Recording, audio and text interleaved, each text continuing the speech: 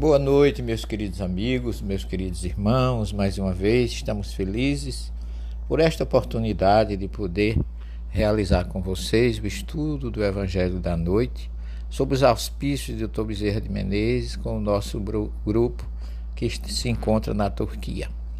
Hoje o grupo fez uma viagem, saindo de Esmirna.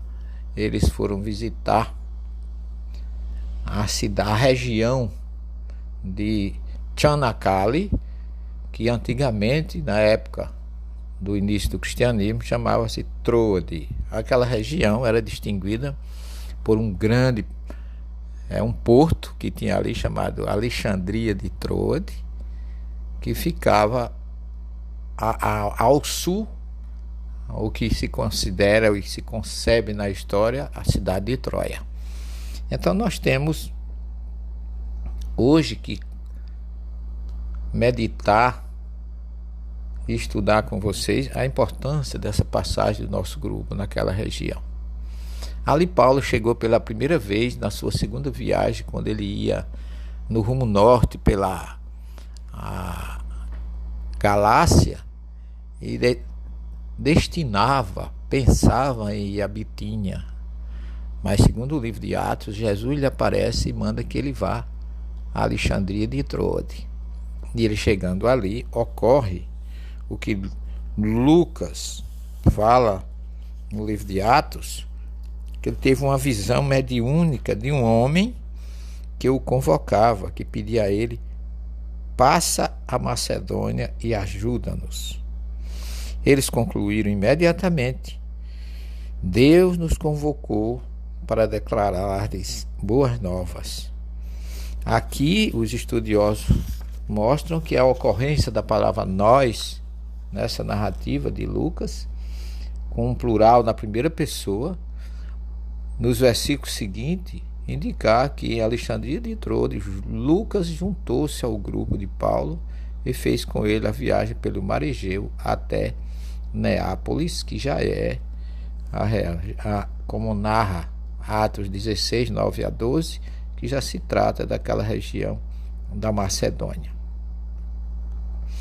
Então, visitar aquela região é de uma maravilha para as nossas vidas. Alexandria de Troade hoje só tem ruínas.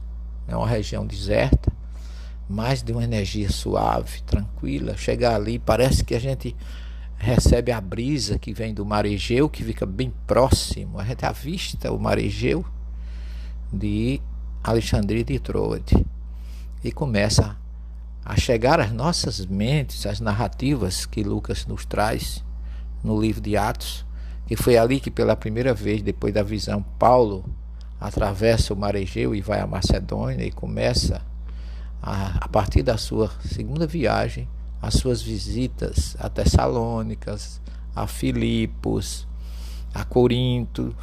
Então ali é naquela região da Macedônia até Corintos, uma viagem onde Paulo plantou muitas sementes na sua segunda viagem. E na terceira viagem, ele passa 3 anos em Éfeso. Só que em Éfeso, Paulo tem aquele problema com os ourives dirigidos por Demétrios, e ele sai, que ele foi preso, mas foi preso. Se ele não fosse preso, talvez é possível que ele tivesse sido morto. E ali Paulo não foi preso, Paulo foi salvo pelo prefeito da cidade de Éfeso, e ele vai até Corinto resolver na cidade de Corinto a disputa que havia sido anunciada naquela cidade, e também porque ele queria angariar auxílio para os seus irmãos em Jerusalém. Então ele primeiro foi para Troade e depois atravessou a Europa para o lado da Europa, Macedônia, ficando provavelmente em Filipos. Lucas nos narra que Paulo foi apenas ele que foi da Macedônia para a Grécia, onde havia essa disputa em Corinto. Paulo ficou 3 meses ali e planejou ir a Jerusalém e levar o que ele tinha adquirido de ajudas para os irmãos, ele mesmo foi que arrecadou e que ia levar esses fundos para Jerusalém. No entanto, ele muda de planos. Ao descobrir que os judeus lhe armavam ciladas, resolveu então viajar através da cidade da Macedônia. Alguns de seus companheiros foram para Trode, onde o esperavam, bem como outros que vinham de Filipos, que haviam saído dali para comemorar após a Páscoa dos judeus, foram para aquela região. Ali Paulo ficou 7 dias e na véspera de sua partida, a comunidade se reuniu na casa de um discípulo local para a oração judaica que ele realizava segundo o seu costume, que Paulo era judeu. Conta a história que Paulo ia viajar no dia seguinte, provavelmente o final, já começo do domingo, final do Shabat, e que ele, depois da oração, um tal jovem Eutico, que estava sentado no peitoral da janela, deixou-se vencer pelo sono e caiu pelo avançar da hora. Os discípulos correram, era terceiro andar. Os discípulos correram para ver se ele havia sobrevivido à queda. Lucas nos narra que levantaram-no e ele estava morto, mas que Paulo desceu, tomou ele nos braços e disse que ninguém se perturbasse, pois a sua alma ainda estava nele. Em seguida, retornou à sala de reunião e realizou a cerimônia, e a história de Eutico é interpretada por muitos como se fosse uma celebração de mais uma vitória de Jesus através de Paulo ressuscitando aquele homem.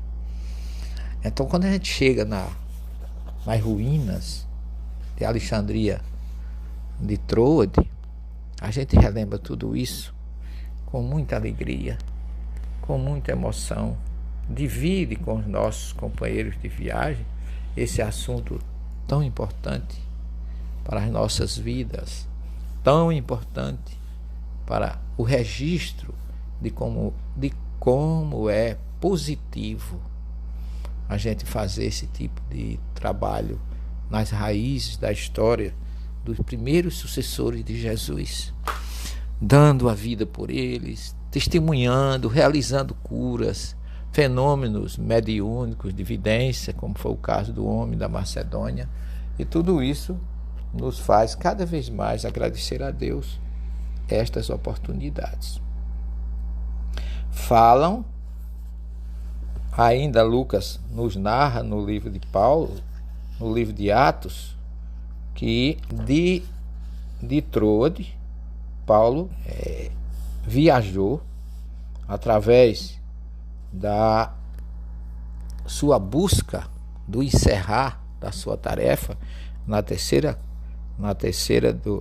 viagem, quando ele se dirige por aquela região, saindo de Alexandria de Troade. Ele se reúne com Lucas e com os outros do seu grupo, que haviam feito uma viagem longa por mar, porém uma viagem mais tranquila, quando ele passa pelas ilhas de Lesbos, Quios e Samos. O grupo ancorou em Mileto, que fica a 50 quilômetros de Éfeso. O grupo seguiu para Éfeso e Paulo ficou em Mileto. Dali enviou uma mensagem aos irmãos de Éfeso que viesse se reunir com ele em Mileto, pois desejava ir a Jerusalém para a festa de Pentecostes. Diz a história que quando os irmãos chegaram de Éfeso, se reuniram com Paulo, foi assim um encontro muito emocionante, porque Paulo falou longamente com eles.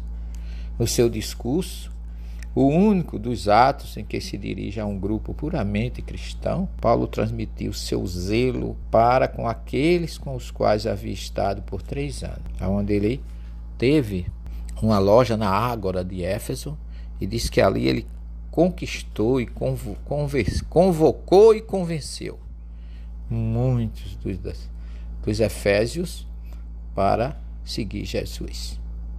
Em o seu discurso, ele relembrou aos anciãos que havia servido ao Senhor com toda humildade. Fez alusão, falou a respeito também dos anciões que cuidaram de si e do seu rebanho. Acrescentou para eles que não mais veriam a sua face. E aqueles dentre os quais ele havia proclamado o reino estavam todos sensibilizados. Atos 20, versículo 25, narra isso. Em seguida, Paulo ratificou, enfatizou que estava puro do sangue de todos.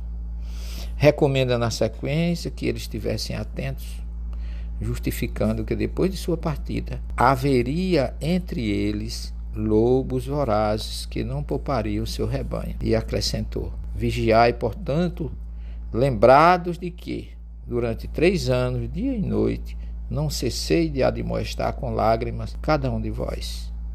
E acrescenta: agora, pois, recomendo-vos a Deus e a palavra de sua graça, que tem o poder de edificar e de vos dar a herança entre todos os santificados. De resto, essas palavras de Paulo são muito interessantes, porque ele diz na sequência: não cobicei prata, ouro ou vestes de ninguém. Vós mesmos sabeis que as minhas precisões e as de meus companheiros proveram das minhas mãos. Atos 20, 32 a 34. Com os trabalhos de tecelão de Paulo. Então ele mostrou que não foi subalterno a nenhuma comunidade, não viveu de ajuda financeira de ninguém. E ele acrescenta: em tudo eu vos mostrei que é afadigando-nos assim que devemos ajudar os fracos, tendo presente as palavras do Senhor Jesus, que disse: há mais felicidade em dar do que receber. Após estas palavras, Paulo ajoelhou-se, orou com todos, e eles prorromperam num choro convulsivo. Lançaram-se aos pescoços de Paulo, beijavam-no veementemente, aflitos, sobretudo pela palavra que dissera, de que não mais haveria de vê-lo face a face, e acompanharam até o navio, como está em Atos 20, 36 a 38. Esse testemunho de Paulo, junto com a história da sua sintonia com Jesus, com o homem da Macedônia, e com a visita que o nosso grupo fez hoje a Alexandria de Trode, fecha a importância da nossa viagem, porque o grupo, a partir de hoje, parte para a cidade de Istambul. Naquela época, Constantinopla, que já fora Bizâncio, a partir do século IV, Constantino transformou na sua cidade, Constantinopla.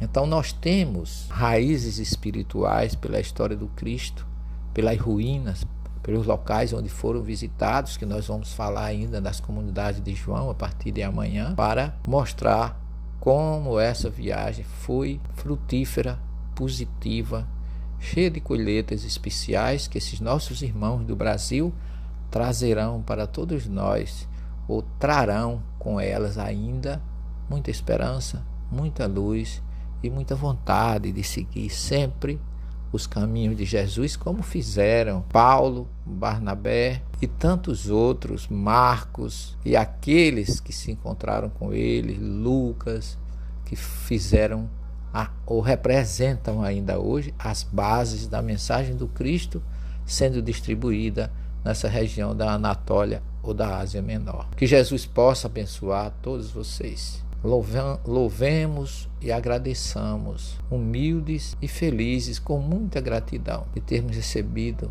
dos precursores do cristianismo primitivo tantas lições, tantos testemunhos e uma revivência que renasce em nossos corações e mentes a história tão rica que iniciou a semente pós as mensagens libertadoras do Evangelho do Cristo. Fiquem com eles, tenham todos uma boa noite e até amanhã com mais notícias dos locais visitados pelo nosso grupo. Muita paz a todos.